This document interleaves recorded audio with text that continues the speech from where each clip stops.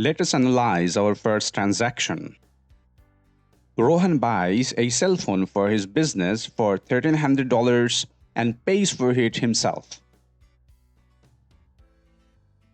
We will keep in mind that every accounting transaction follows the double entry system, where each transaction involves at least one debit and one credit entry.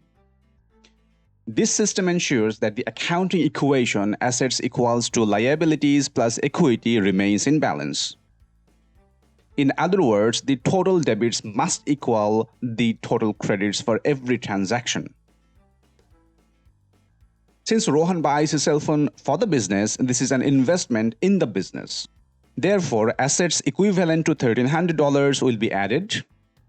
At the same time, since Rohan pays it himself, the owner's equity or stockholder's equity will also go up by $1,300. And there are no liabilities created for this transaction.